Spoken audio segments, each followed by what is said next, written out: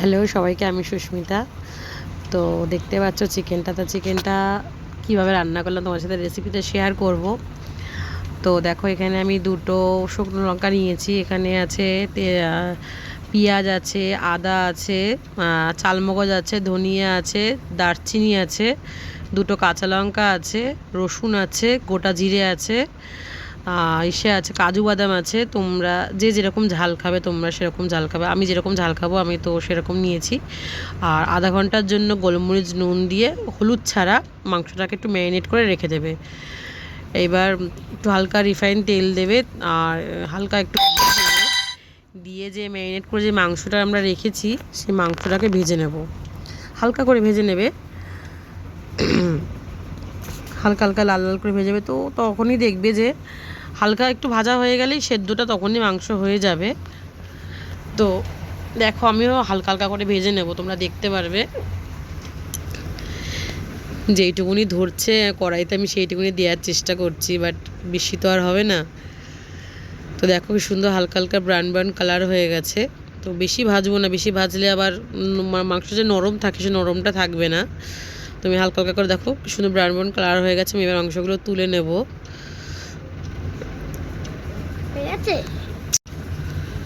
তো চিকেনগুলো আমি তুলে নেব, দিয়ে আমি আর এক পাট আবার দেবো। তো দেখবে, দেখো কি সুন্দর কালারগুলো এসছে চিকেনের। এরকম করে তোমরাও করে খাবে, রেসিপিটা দারুণ হয়েছিল খেতে। তো দেখো আমার চিকেনগুলো সব ভাজা হয়ে গেছে। আমি ওই তেলেই আমি আবার একটু ঘি দিয়ে দিলাম, একটু রিফাইন তেল দিয়ে দিলাম, দিয়ে ওইটার মধ্যে এবার এই মশলাগুলোকে আমি একটুখানি ভেজে নেব, হালকা হালকা করে ভেজে নেব। যে কটা মশলা দিয়েছি সব মশলাই একটু ভেজে নেব।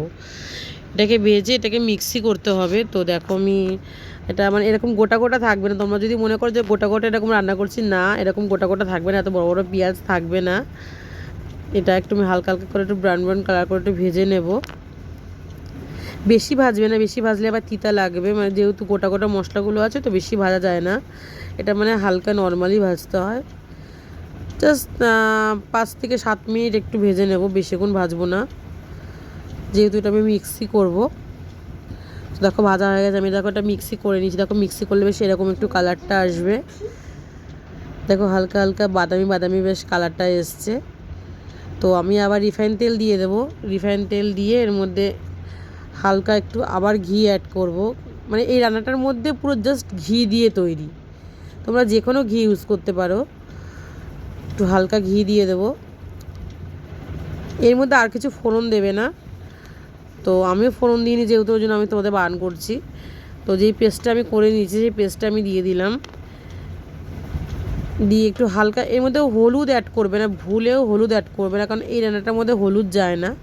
দেখো আমিও অ্যাড করিনি হলুদ, কিন্তু এর মধ্যে একটু কাশ্মীরি লঙ্কার গুঁড়ো দেবে। তোমরা যে যেরকম কালার খাও একটু কাশ্মীরি লঙ্কার গুঁড়ো দেবে, একটু কালারটা তাহলে সুন্দর আসবে, একটু লাল লাল লাল দেখতে লাগবে। তো তারপরে একটু হালকা দইটাকে ফেটিয়ে, মানে ডাইরেক্ট দইটাকে দেবে না, দইটা একটুখানি মিক্সিতে হালকা ফেটিয়ে নেবে। আর দইটা যখন তোমরা দেবে তখন গ্যাসটাকে পুরো কমিয়ে নেবে, কারণ তুমি যদি গ্যাসটা বাড়িয়ে দইটা দাও, দইটা দেখবে কেমন ছানা কাটা হয়ে যাবে। দেখো আমি দিচ্ছি, দইটা একটুকু ছানা কাটা হবে না, যেরকম রয়েছে আমার মশলাটা ওরকমই থাকবে। তোমরা দেখে নাও একবার, আমি যেরকম করে করেছি তোমরা এরকম করে একবার করে খাও। এই চিকেনটা দারুণ লাগবে খেতে, খুব টেস্টও হবে। আমি একদম গ্যাসটাকে দেখো কমিয়ে নিয়েছি, কারণ না কমিয়ে করলে না এটা ছানা কেটে যাবে। দেখো আমার কোনো ছানা কাটেনি, কিন্তু হালকা হালকা ব্রাউন ব্রাউন কালার চলে এসছে মাংস এই মশলাটাতে। তো এবার মাংসটা দিয়ে দেব। আগে একটু হালকা ভেজে নেবে, একদম কাঁচা মশলার মধ্যেই দেবে না। তো এবার আমি মাংসটা দিয়ে দেব। দেখো সবই বেশি লাল লাল করে একটু ভেজে নিয়েছি মাংসগুলো। তোমাদের যদি রেসিপিটা ভালো লাগে তোমরা প্লিজ রেসিপিটা একটু শেয়ার করবে আমাকে। তোমরা এখনও যারা যারা ফলো করোনি তারা ফলো করবে। লাইক কমেন্ট শেয়ার তো তোমরা জানোই করতে হয়, করে দেবে একটু প্লিজ। তো এবার এখন আমি আবার একটুখানি গ্যাসটাকে হালকা কমিয়ে, বাড়াবে না, কারণ বাড়ালে ঝোলটা যেহেতু শুকিয়ে যাবে আর মাংসটা সেদ্ধও হবে না। তো এবার একটু কাসুরি মেথি দিয়ে দিচ্ছি। একটু কাসুরি মেথি যে যেরকম তোমরা খাও পছন্দ করো, আমি পরে আবার একটু অ্যাড করেছিলাম কাসুরি মেথি, যেহেতু আমার কম কম মনে হচ্ছিল। কাসুরি মেথি গন্ধটা আমার খুব ভালো লাগে। তারপর একটুখানি হালকা গোলমরিচের গুঁড়ো দিয়ে দেবে।